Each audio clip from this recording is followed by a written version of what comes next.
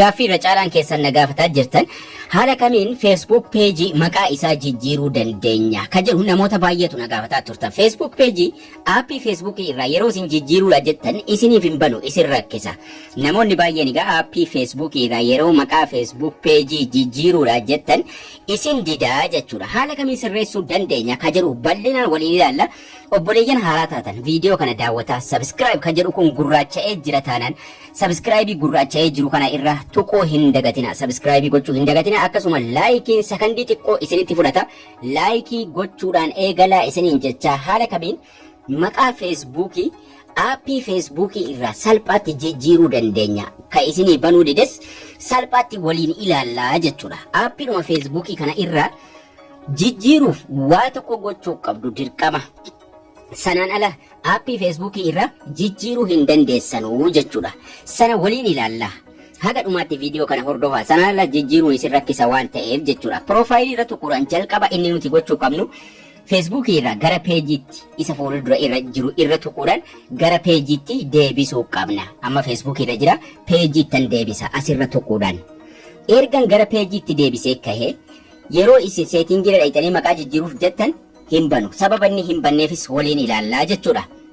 Salphaatti asumarraa jijjiirra. Amma garuu dhibbaaf dhibbatti ni bana.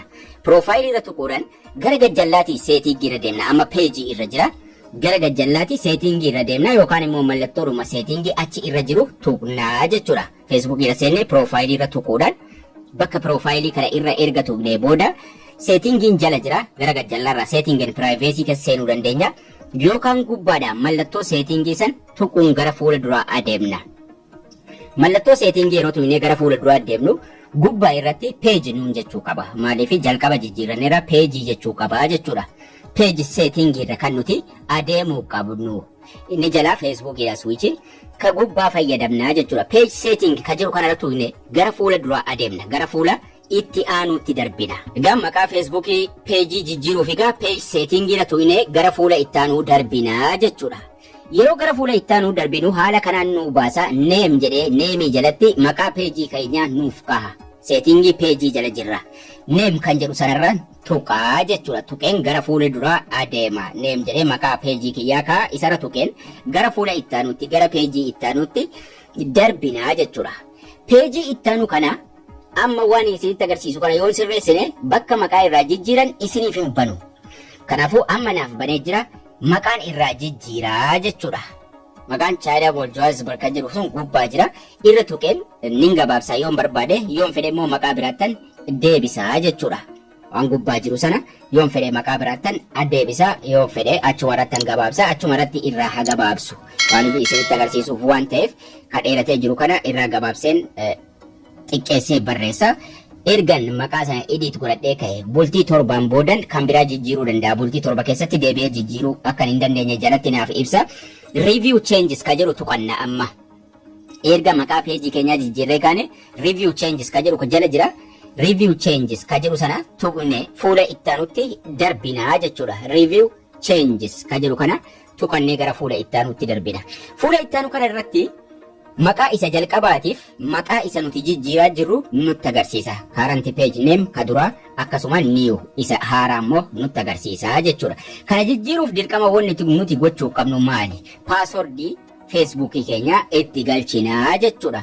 Save gochuuf maqaa jijjiirre kana save akka inni ta'uuf paaswordii itti galchuun dirqamaa jechuudha. Paaswordii feesbuukii keenya itti galchina. Yoo paaswordii irraanfattanis rakkina hin qabu akkamitti akkasiin argattan isinitti agarsiisa. Viidiyoo isaas dalagamee jira. Paaswordii ergatti barreeffannee kaane paaswordii feesbuukii keenyaa sirrii ka ergatti barreeffannee kaane save changes ka jedhu jala jira. Save changes goonaa jechuudha. Inni oldiin gubbaa jira. Maqaan inni haaraan jalatti nuuf kaa'ee nutti agarsiisaa jira. Paaswordii katabannee jirra. Save changes ka jedhu tuquudhaan fuula itti aanutti darbinaa jechuudha. Maqaa keenya isa haaraatti darbeef dabarfannaa jechuudha. Bakki maqaa irraa jijjiiruun kun isiniif banamuudhaaf amma wanti isinitti agarsiisu kun baay'ee barbaachisaadha. Maqaan amma jijjiiramee jira already. Maqaan ka duraarra haaraatti naaf deebi'ee jira. Maqaa jijjiiradhee jira. Haga bultii torbaatti maqaa biraatti deebisuu hin danda'u jechuudha. Yeroo tokko yeroo jijjiiree bultii torbaan booda kan nuti itti deebisuu dandeenyu.